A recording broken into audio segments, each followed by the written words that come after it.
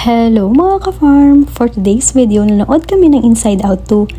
Tara, samahan nyo kami. Mag-aalas 12 ng tanghali nung umalis kami ng bahay. Pagdating ng SM Clark ay binaba na kami ng asawa ko at sabi ko ay bibili na kami ng ticket ni Gavin para alaman niyo din yung oras ng panonoorin namin.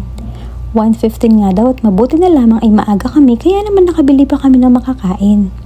Sa Cinema 4 nga pala yung Inside Out 2 dito sa SM Clark. Bumili na nga sa McDonald's yung mag-ama ko habang ako naman ay bumili ng popcorn, slice ng pizza at waffle. 305 nga pala yung bayad sa cinema per person at may libreng tubig. Kaya naman kinuha muna namin bago pumasok. Nagbaon pa man din ako ng tubig kaya naman sobrang dami tuloy naming inumin. Pagpasok nga namin nabigla kami dahil kami lang yung tao sa loob. Sabi nga ng anak ko maling cinema daw yung pinasukan namin.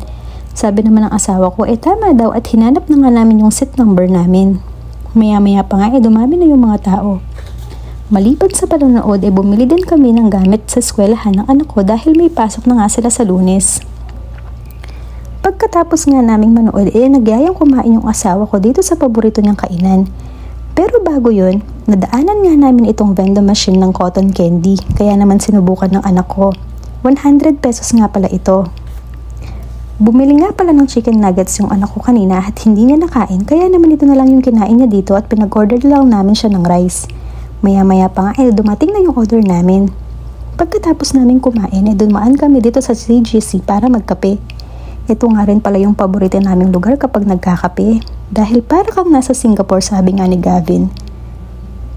Nakakawala talaga ng stress kapag gumagala. Yun nga lang nakakabutas ng bulsa. Kaya naman madalas, mas pipiliin ko pang magstay na lang talaga dito sa farm. Yan lang mga ka-farm!